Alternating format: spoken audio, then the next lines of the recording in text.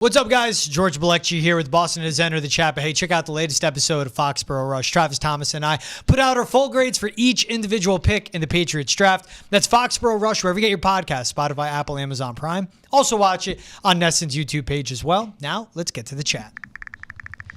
All right. Welcome in. George Balekji, Travis Thomas, Boston has entered the chat. T, how we doing, I'm doing good. I was at Game 5 last night. Little Celtics action. Yep. Close out against the Magic. Feeling good about that. Talked to a bunch of fans. Check out Hold My Banner, available wherever you get your podcast. It was a great moment, of course. Yeah. Them closing out the Magic. High energy from the fans, of course. TD Garden was electric. And now, moving on today, Bill Belichick drama yet again.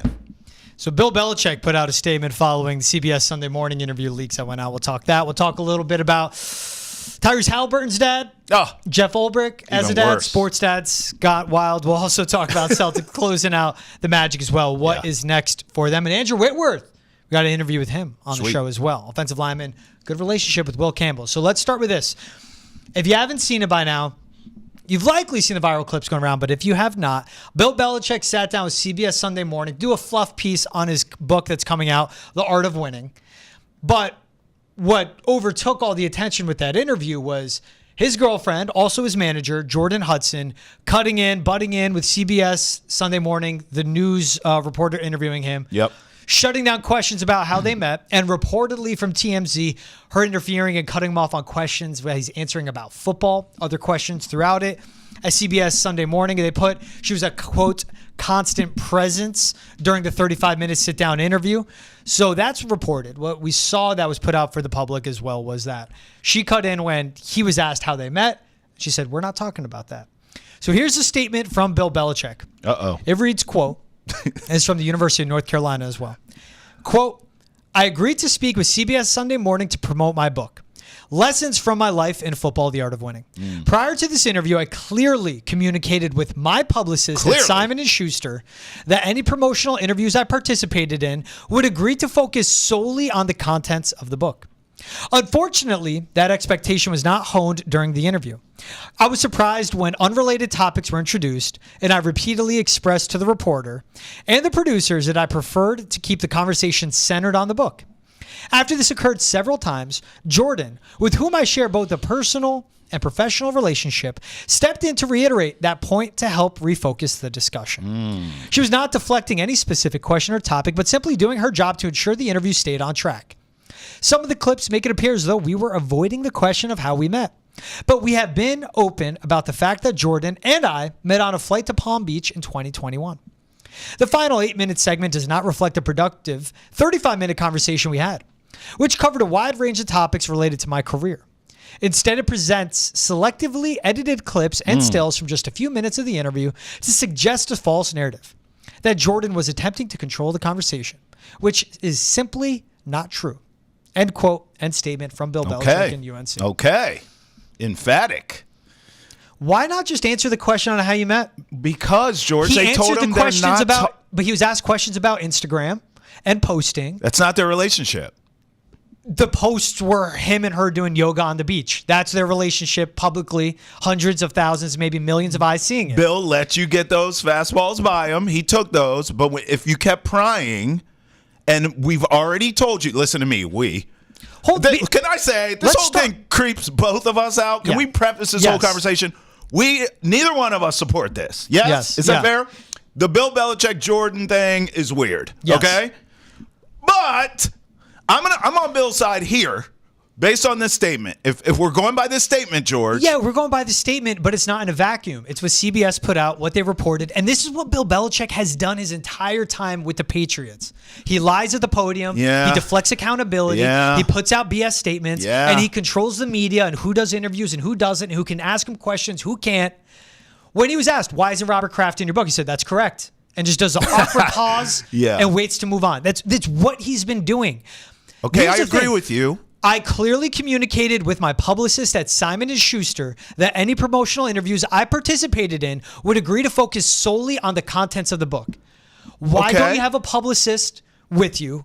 Why don't you have a publicist with you? It was Jordon. Why don't you have anyone from UNC with you? It was Jordon. And that's your mistake. Okay. time out. That's where all right, now I see where we leave the path. I agree with everything. The manipulation, the controlling of the media, Grumpy Bill, all that. Check.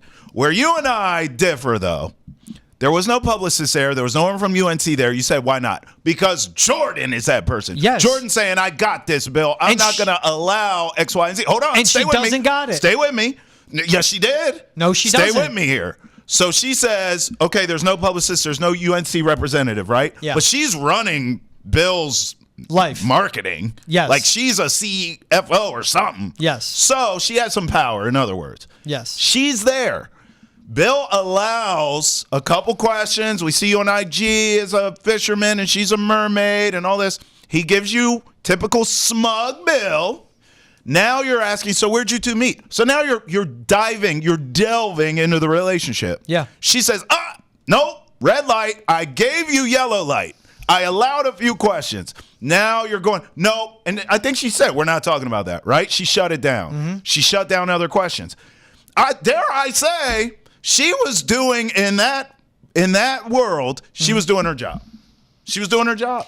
Bill Belichick has dealt with the media for 25 plus years.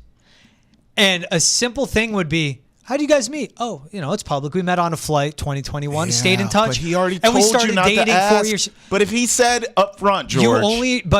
Right. But you know how you handle that?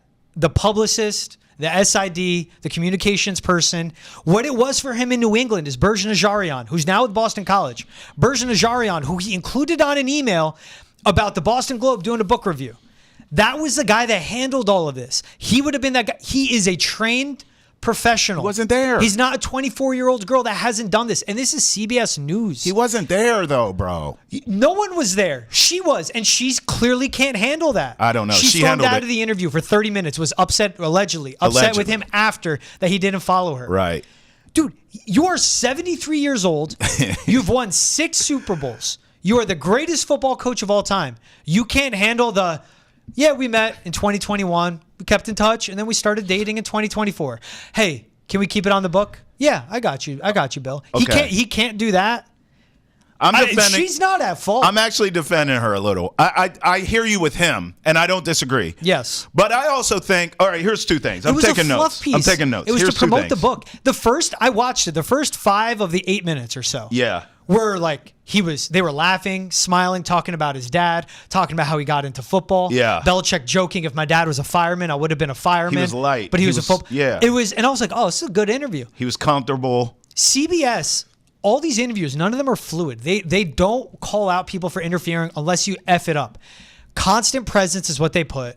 They ask him about him and her. She's in the book they're promoting as a creative muse. She's in the book. Okay. How did you meet your creative muse? Yeah, but he didn't say that. All right, stop right here. How did you meet her? Here's 2 things. How did you meet her? And then here's a follow-up. Oh, that's great. How has she become your creative muse? That's not a follow-up. All right, two notes. Both are going to make you laugh. Ready? I wrote this down. CBS All 22. Meaning. Put it out. Right? 35 minutes. You feel me? Uncut. Let's see CBS, all the interruptions. Let us see the raw tape of her acting whatever. Because right now I'm actually on her side. Here's the second thing I wrote. You're going to laugh. Journalistic integrity. This is what I mean. You and I went to school for this, bro. So I imagine Tony, whatever his name is, doing the CBS Morning News did as well. Corporal. Thank you. Creative muse. You wrote that in the book. Dude has already told you we're not talking about the relationship outside of this book. So if your exact words in the book are, she's my creative muse, that's your question. Bill, in the book, you describe Jordan as your creative muse. Could you elaborate on that? That's a fair question. What you can't do is what my man did. Oh, yeah, we see you on the beach. It's kind of cute. You're doing yoga. How'd you two meet? Nah, bro. Now you're diving into this. This is TMZ now. No. Creatively, journalistically, he was wrong. Not Jordan, not Bill. I'm on their side. I can't even believe I'm on their side. The 73-year-old football coach that calls it Instaface and Snapbook, hated social media, hated any player speaking in the public, is doing yoga on the beach and allowing his girlfriend to post that. Is dressing up like a fisherman and a mermaid and catching her on the beach They and said posting they didn't want to talk about it. But that's also part of what CBS Sunday Morning too. That's the news. That's to an audience that doesn't understand and perceive and just the whole who he thing is, of who Bill Belichick is and the Mongolite, the Titan that he is. Yeah. That's why you ask those questions. You've always been against social media. So what's it been like the reaction? He's like, well, I think that's a fair question. That's what he asked to Kopel. That was a fair. This is Bill Belichick putting out a statement, and the Bill siders will go, oh, see, he's right. They did him wrong. You're right. CBS, put out the all 22. We got to see it. Put out the full 35 minutes. I would love that. Yes. But like, this is his side. And where's the truth? There's Bill's side, there's CBS's side, and the truth is somewhere in the middle. Let me ask you this. You think CBS Sunday Morning, going through all that effort, really wants to slander Bill? No, they wanted to promote the book. Well, let me ask you this. They got pissed off. If they put out the all 22, will that settle this? Yeah, I'll watch it. And then they have to do that. This is the girl, his girlfriend, that has to be on all emails that UNC sends his way with media obligations. She's marketing, bro. That put herself in the Dunkin' Donuts Super Bowl commercial. Yeah. And doing this now, it checks out. Yes. There are pieces of evidence along trail. I'm following the breadcrumbs. Yes. I think CBS, they should have put more, and they could have made it longer than 8 minutes. That's fine. But now I expect them to. I think they have to. And also, you and I don't. I realize this now in this debate. It's not that we disagree so much on the big picture because we both find it creepy. However, what I have noticed in this debate here, you're not respecting her. Like at this point now, she's running the show, bro. Sorry. We can debate if that's the right move or not, and it's not much of a debate because you and I both think it's a disaster. However, she's in power. He has empowered her to run the show, so to speak. Yeah. That's why there's no publicist. That's why there's no UNC representative, because she is the alpha and the omega of all the above. She's not an alpha and omega, though. She's 24 years old. But she's 24 years old, and she's never done this. So you're debating if it's right or not. Run social media. That's not what fine. That's not what I'm saying. We're having two different arguments. Have the UNC person in there, people that can handle this and know how to handle it. She's telling them we're good. I got this. And she's not doing it the right way. So I'm not arguing that. But I am. Here's where you got to hear me too, because I hear your side. You're saying what everyone is. Well, why is she doing this? Why is Bill empowered her? Why? No argument here. Yeah.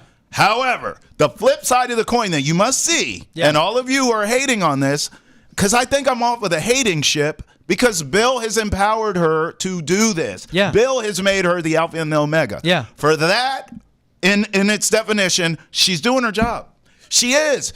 We said we're not talking about the relationship. Bill already allowed a couple questions because he's comfortable. He's in the vibe. But now how'd you meet? She's saying, nah, we're shutting it down. We're allegedly shut down answers he was giving about football. Like interrupted and ended. So that's a problem. Yes. I got to see the all 22. Look, dude, this is the same thing of when he handed the offense over to Matt Patricia and Joe Judge. Oh. Two people that had no business and were unqualified to do that job. He gave it to them. And it failed epically. She's not qualified, and it's fine. I'm not asking her to be. Be his girlfriend. Run his social media. That's okay.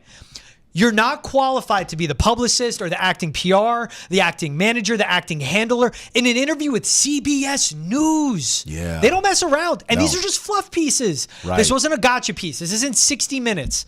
This isn't Dateline. It was 60 Minutes. It was a this morning. fluff piece for your book. What this is all becoming, it's Jabba the Hutt when he had Leia, Princess Leia is his prisoner. But the roles are reversed. The ball and chain's around Belichick right now. And that's all I'm seeing with all of this. See, that's where I couldn't disagree more. It's not a ball and chain when you put it on yourself. That's my point. He's empowered her to be this. Do you think she's doing her, I sound like Belichick, do your job. She's doing it. Do you think he's thinking this through? Giving her all this power. 24 years old, never had any of this prior professional experience.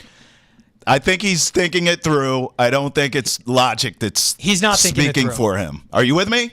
I think he is. I don't think it's logical that he's working with. They're both in this for the wrong reason.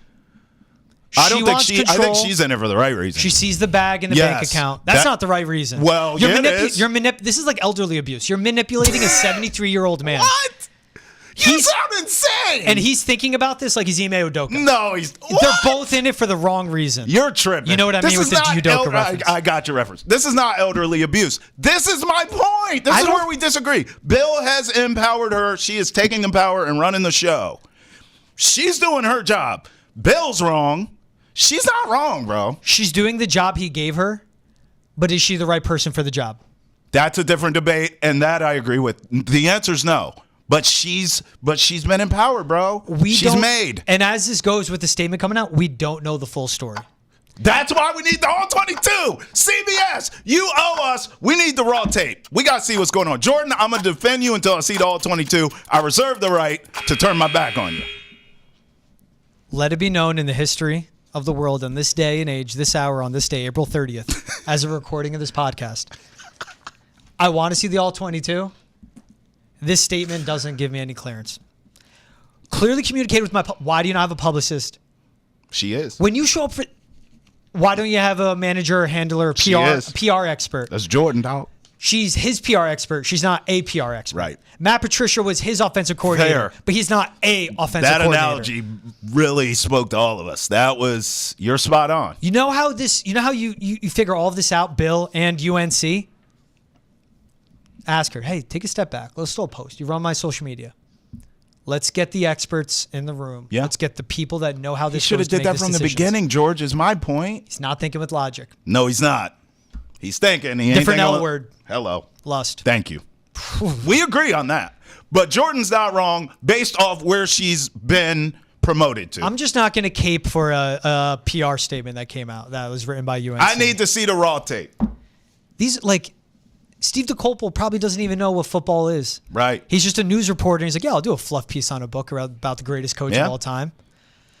I could do this a whole show. We don't have time, but I could, though. There were the other reports Athletic put out that basically NFL Films or whoever pulled out of UNC Hard Knocks because Jordan wanted creative control over it. We'll talk about that more on Foxborough Rush, wherever you get your podcast. Hey, with the Celtics off to a hot playoff start, getting past round one, fans are still questioning, do they have what it takes to win Banner 19? Well, check out Hold My Banner, everything you want Celtics, everything you want NBA, for the latest on the Celtics, their playoff run, and their hopes for repeating as NBA champions. That's Hold My Banner, wherever you get your podcasts.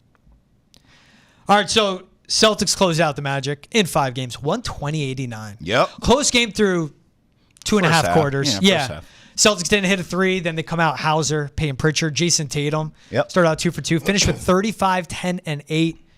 Whatever the Magic tried, they couldn't stop him, man. Yeah. He was in control the entire series when he was playing on the game. I mean, they were outclassed. We knew that was going to happen. The Magic are a spirited bunch. We've been saying it from the beginning. Play great defense. They have a bright future as a young team. Wagner and Banchero are fantastic building pieces. They're both under contract. The Magic, it would be really hard for them to mess this up. Building around those two players, you're going to be just fine. But with that being said, we knew the Celtics were on another level, not just a championship pedigree, but they're just a better team. They're deeper, they're better. And by the way, in this series, they had injuries. They were dealing with Drew Holiday. Jaylen Brown still not quite right. Jason Tatum banged up. Porzingis gets his head split open. And they still outclass this team by several tiers. That's not a shock. It's over in 5, gentlemen sweep. What I'm looking forward to now is the Knicks series. And yes, I'm writing off the Pistons. Here's the good news for the Celtics, right? You already get some built-in rest here. Yeah. So my gut is the Knicks handle business. They get this done. That means you're going to play this weekend, likely Sunday, okay? If it goes 7, I still like the Knicks. I still have no panic in my system. They're not losing to the damn young upstart Pistons at MSG in a Game 7. Jalen Brunson will score 100 points before that ever happened. I will take the Knicks in Game 7. I bring this up because if the Knicks handle business in 7, then you likely play the game Monday. All this translates to rest for the Celtics, and that is exactly what you need right now is rest. And they're getting it. This team is going to get Banner 19. Yeah. It's that simple. They're on a mission, dog. I just love what they did. They had to play a completely different style of basketball. Yeah. When they were taking on the Magic. Magic chased them off the perimeter. I believe out of the half, they had literally 10 3-point attempts, which is so uncharacteristic. This is a team that wants to chuck it up around 50 times a game. Run and gun. They didn't hit a single 3 in the first half, and they still finished 54% from beyond the arc. And Tatum was in control. Defensively, they couldn't stop him, especially once Paolo Banchero got in foul trouble, which stunk. That's a side, like the whole game shifted. Yeah. He's a great player. I wonder what he does. They picked up his club option. He'll be a free agent after the next season, the upcoming season. If you want to stay in Orlando, they have to surround the shooting. The defense is great. But this is a Celtics team that just controlled the whole tempo and controlled everything. That's what I loved about what they did. Yeah. So, no, he's a great player. Listen, Paolo, I think Wagner and Paolo will be there. They'll be fine. As I said, they have a bright future. But for now, in the path to Banner 19, I believe this team will beat the Knicks next round, and then we'll see if it's Cavs or Pacers. My gut says Cavs, and everyone all season has told us how great this Cavs team is. Let's see it. Let's see it. I think next round, this was a hard-fought, tough, physical playoff series. When the Knicks, you watch them on paper, you look at how they're constructed on paper, and you go, that's a series that'll go 6. It's going to be Celtics in 5 if they get the Knicks. They only have Jalen Brunson, who can create off the dribble. They're never consistently in unison on offense. It's in and out. He's okay. He's soft, dude. He has Tobias Harris stopping him in the post. But they're never in unison consistently game to game on offense. They don't get any production from their bench. When Jalen Brunson's the only guy that can create from the dribble, and he's 6 foot, how big, long, athletic the Celtics are, once he gets amongst the trees, man, he gets lost inside the paint, and that's where his game starts. I think Celtics handle the Knicks in 5. Yeah. And it's not going to be even close. Wow. This Knicks team for 82 games, they were 9-20 in the regular season against top 10 defenses in the NBA. They couldn't beat the best teams. Yes, they couldn't. In the league. Thunder, East Cavs, or West. Celtics. Yeah. Exactly. This Knicks team is flawed. This Celtics team is not. Their only flaw is injuries. To your point, longer Knicks Pistons goes better for Drew Holiday than the hamstring all of strain. them. I mean, they're all dealing with something. It's the playoffs. We know. But especially to get Drew back, I'm Drew. not worried about the Knicks. And this Pistons team is good. Yeah. They're young. Celtics, again, it's a next round handle in 5. Yeah. It's the Eastern Conference Finals, Pacers or Cavs. Yeah. That's where it gets interesting. We are watching in real time the Eastern Conference becoming much better, though. Like 2 teams we've talked about, the Magic and the Pistons, both. I mean, they're going to be fantastic teams. This is not fluky stuff we're talking about. These teams are going to be around. Pacers, too. They're young. These teams are going to be around for years to come. So it's all these aprons we talk about with this team and all the things that new ownership and what's going to happen with this Celtics dynasty. Yeah. I mean, there are some other teams in the East that are pretty much have arrived and are just waiting for their opportunity because it ain't now. Right now, it's the Celtics' time. If you don't have NESN 360 yet, now is your time to get it for only $1 for your first month. Sign up at NESN360.com for this limited time offer to stream the Sox. All right, we're going to talk about the Pacers and Tyrese Halliburton in just about 30 minutes. But first, hey, check out our guy, Sean McGuire. He caught up with Andrew Whitworth, Super Bowl winning left tackle, longtime Bengal, Super Bowl winner with the Rams. Also, Louisiana native who has a relationship with Will Campbell. He spoke with him. Check it out right here. Hello, we are joined by Andrew Whitworth, the legendary left tackle, current analyst, as well as Will Campbell's friend. Want to make sure we get that last part in there. Obviously, Patriots draftee, Will Campbell, we can call him now, Whit, and I appreciate you signing off on me calling you Whit. How you doing today? I'm good, brother. All is good. It's got a workout in, Still in training mode, baby. Still in training mode. Even though I'm not putting any pads on anytime soon. Well, we appreciate you joining us. And so for those who don't know, for some Patriots fans who don't know, you're rooted from West Monroe. Will grew up just a few miles away. So obviously there's that local tie. There's also the fact that you guys both played left tackle at LSU. And now Will's following your footsteps shortly after you retired after a legendary 16-year career. So I think simply put, there's a lot of different webs and connections there. But if you could just kind of shed some light on, when you were introduced to Will and maybe your first impression of Will and how your relationship has really grown over time. Yeah, I mean, I would say probably at the stage that I was at when he was younger, following me on kind of my path coming up, and he was a young kid. At some point in there, you start to hear his name as he comes up, and you're like, oh man, that's the young kid I've heard about it. People are excited about it, going to Neville High School and going to be a good player. And then you start to realize like there's more banter, like any of your kind of high school athletes that you hear, man. People start saying we think this guy's going to be special, and then you just continue to watch. And throughout time, we've had some little interactions here or there. And then when he was in college, I'd send him some message time to time, and just more from a standpoint of I got a lot of respect for the position, the expectations, all those things. I was a guy, when I was in high school, I had a lot of offers when I was a freshman in high school. I was already a really tall, big athlete, and so people didn't know what I would play. Now I was a tight end up until my senior year in high school, but they knew, hey man, based off size and athleticism and stuff, this guy's going to play college sports, and so I know what some of those expectations are like. And so just over time, just reaching out when I can, and even through this draft process now, I've been in those shoes, and so I think it's Yeah. important when you've been there to give a little love back, and that's really the dynamic of our relationship. Is we're from the same place, we got a lot of respect for each other. Obviously, probably somebody that I would imagine, as he has said, he looked up to as he was playing, and then now I get a chance to, as I told him, it's his time to shine, and I get to be the guy who gets to claim him now and be his biggest fan. Yeah. And you kind of just touched on this, but during the pre-draft process and actually on draft night, Will credited you as a player that he looked up to. He's done it a handful of times, and he said, pretty much exactly, it was a huge honor, to be able to have that connection. And I think he said, pick your brain on on some things. So you kind of just hinted at it a little bit, but what were some of those things you texted? What were some of the things you texted him when he was coming up and in college, and I guess even during the pre-draft process about going forward? Well, I think one of the biggest things for all young athletes, man, is to continue to be yourself and what makes you special. Don't lose sight of that.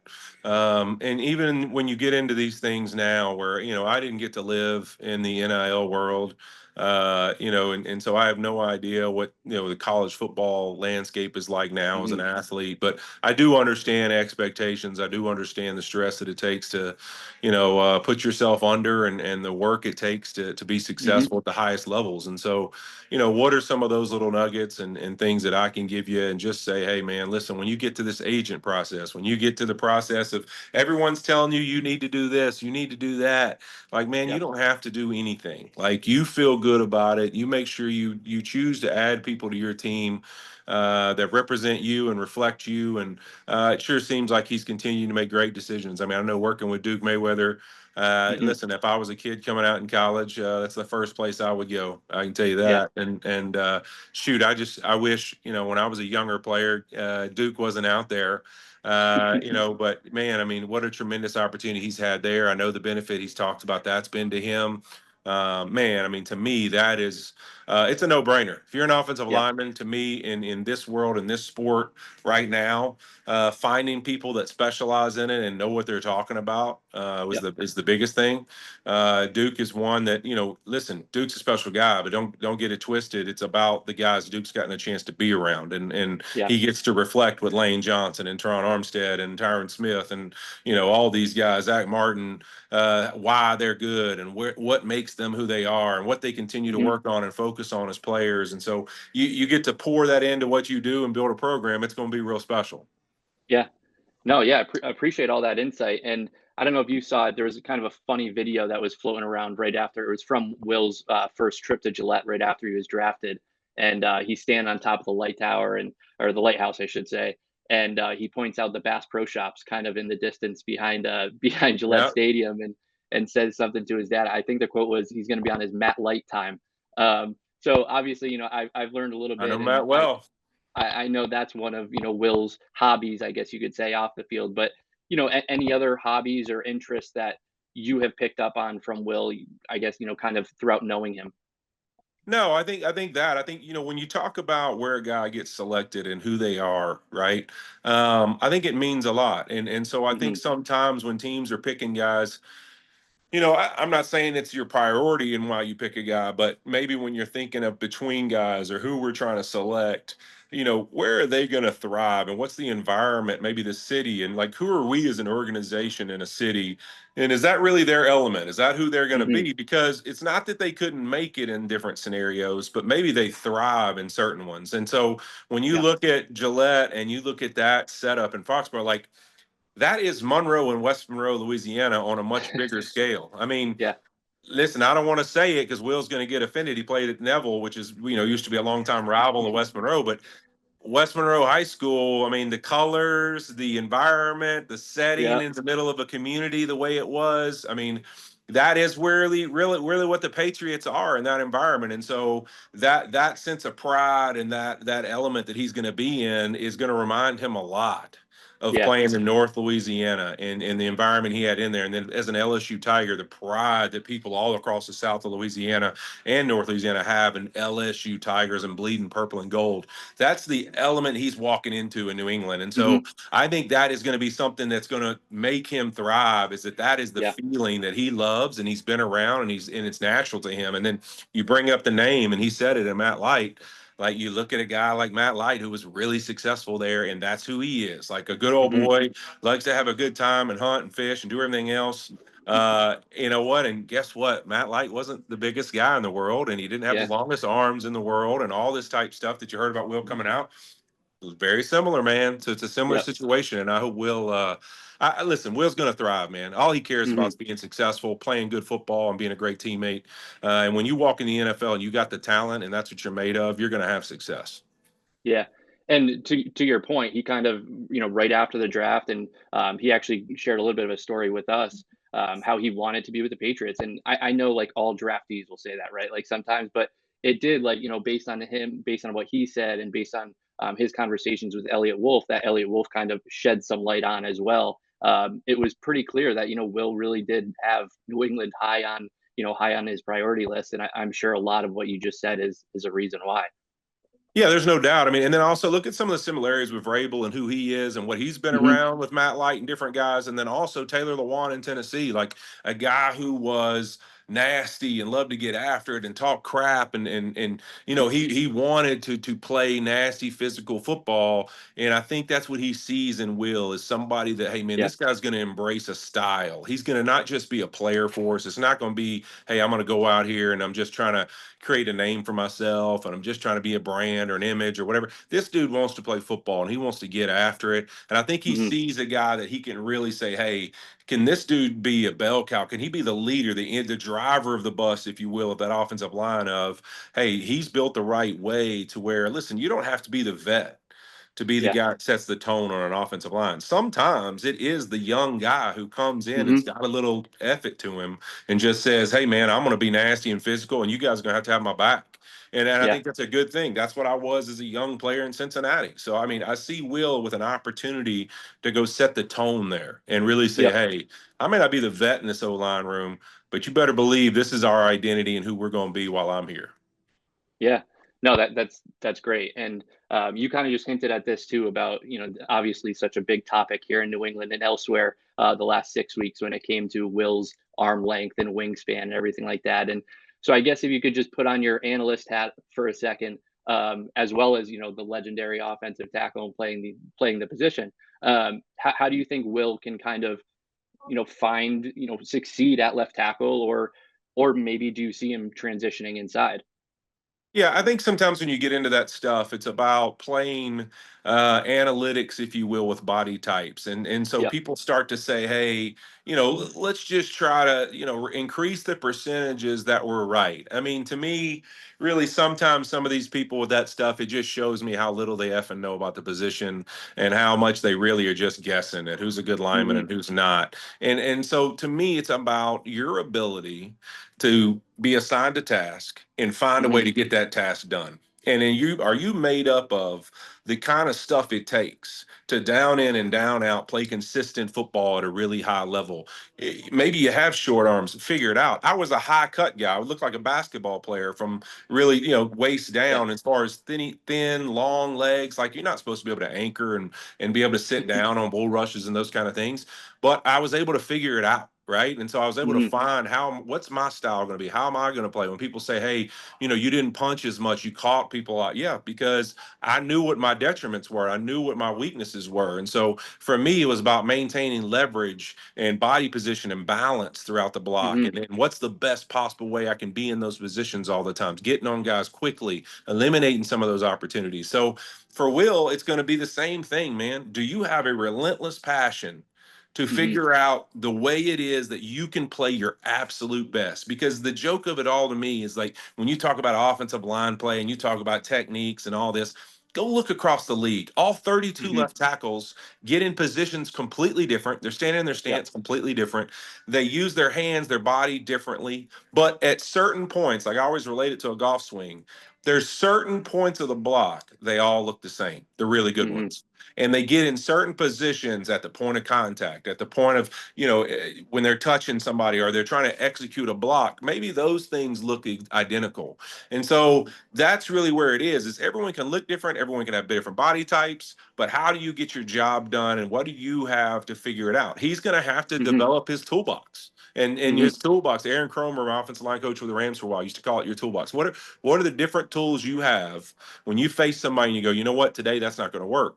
All right, so I'm going to have to switch it up. Maybe today's a day I'm jumping somebody. Maybe today's a day I'm really violent with my hands. Maybe today's a day I'm patient with my hands. Like, what is your ability to figure that out, develop the toolbox, and then be relentlessly passion pursuit of, hey, I'm going to be the best I can possibly be in my position, and I will take no for, never take no for an answer. And so I think Will has built that way. And I think that's why they drafted him there to be there. It's because he has built the way to say, I will figure it out, man. I mean, when I got to the NFL, I remember when I went through the draft evals, like I couldn't really kick set. I wasn't a guy, I didn't naturally play offensive line growing up. I was a triple option guy in high school, so I was playing tight end and then some tackle my senior year. And so it was all layout forward stuff. We never kicked backwards ever. I never took a pass set.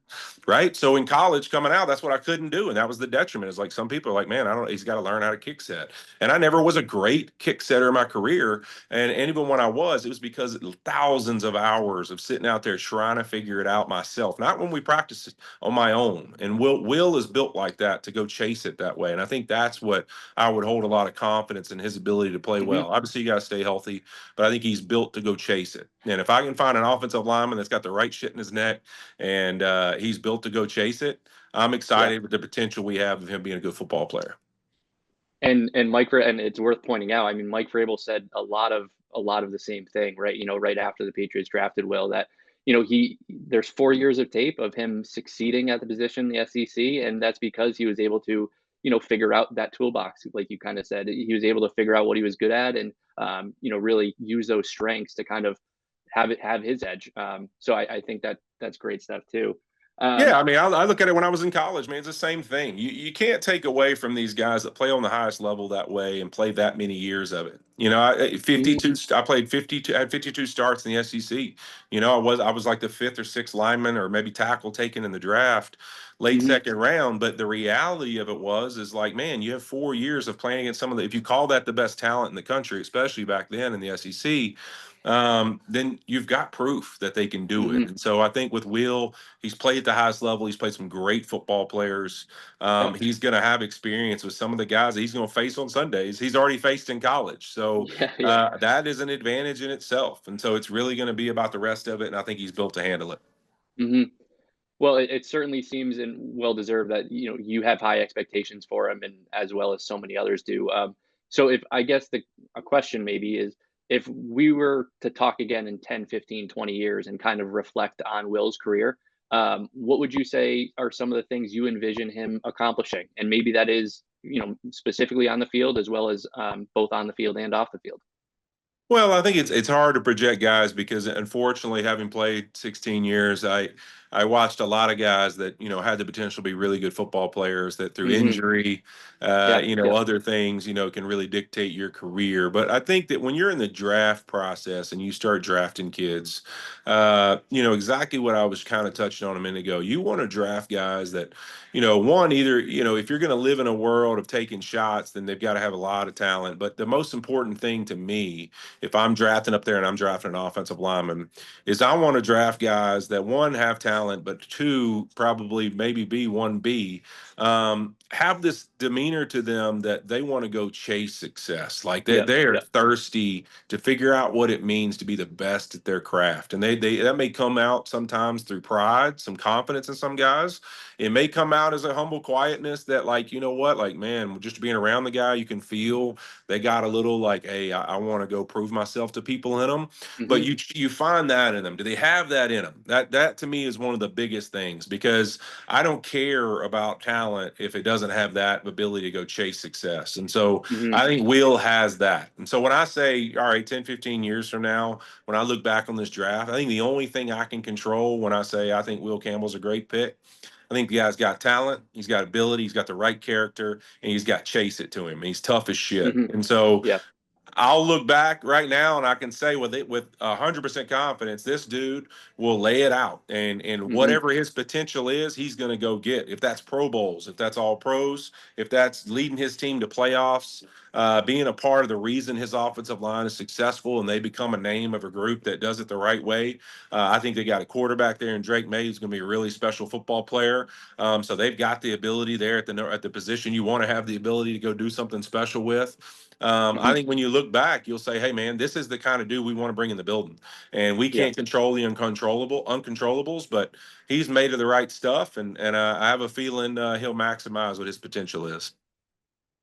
Yeah, well, I really appreciate it. And I just want to, I don't know if there's anything I haven't asked or we haven't touched on or any of that sort of stuff that you feel like is worth noting. No, I mean, I think it's great. I think honestly, when you talk about these draft picks, you got to remember the element and really, the situation surroundings they're getting drafted in. And Mike Vrabel, being built how he's built, he's got a lot of effort in him himself. And so putting him around Will Campbell and being able to kind of push that relationship, kind of like I said, if you remember the bond that Taylor Lewan and Will had, and Mike had in Tennessee.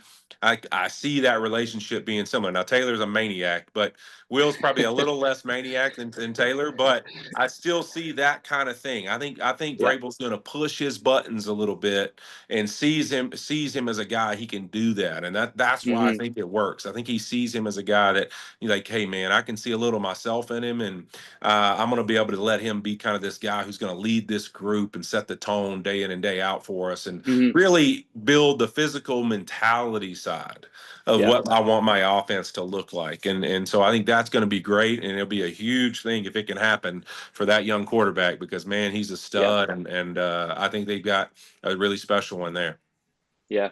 And just to your point quickly on the culture sort of setting, that's definitely something that Vrabel has stressed time and time again. I mean, just the Patriots, all of their captains from last year at this point are all out the door. And it's clear that they're, Vrabel's a new regime and the culture setting that they certainly have, eyed in the draft when it comes to Will and all the other picks, the other 11 picks total that they made. Yeah, there's no doubt, and so I think it's going to be great. I think when you look at the rest of their draft, I think they made some good decisions. I think that Vrabel, he did a great job of building the Tennessee Titans, and he was one of those guys that shocked you that he wasn't still there when he got fired, and now he's in New England at home, and so he's a guy I'm really excited about, and as I've told him, man, I can't wait to watch him do what he does and build this team with an identity that I know he'll have, and so Will's a part of that, man, and I'm excited for Will, man. He gets to carry on the 318 legacy now. He talks about being a fan of mine, but now I get to just be a fan of his, and I can't wait to see him on the road on Thursday Night Football. So it's going to be fun. Yeah, I was going to say that. The Patriots haven't had many primetime games these last few years, but hopefully you'll get out to see him this year. Oh, I'm sure we're going to get a chance to get him, and that we look forward to it, man. I'll look forward to seeing a little 318 Louisiana boy on the road. Well, we really do appreciate it. I can't thank you enough. I can't think of anyone better that from the analyst side, from the legendary offensive tackle side, which I've said a few times, as well as someone who knew Will. I can't think of anyone better to talk to about him. So really appreciate you taking the time, and maybe we'll see you at Gillette this year. Sounds good, brother. I hope so. The Patriots made the 4th overall pick. You heard plenty about him, Will Campbell, right there. But what's next for the offseason? Find out how, find out what the vision is. Foxborough Rush, wherever you get your podcasts, Spotify, Apple, Amazon Prime. You could also watch it on Nesson's YouTube page and Twitch as well. All right, Trav, so let's get to some dad talk. And I'm interested in your perspective here. You as a dad, especially a dad of kids that play sports. So Pacers eliminate the Bucks in 5. Tyrese Halliburton has a game-winning basket in an epic game. Mm-hmm. Then as the buzzer sounds, Giannis is standing just beyond the three-point line.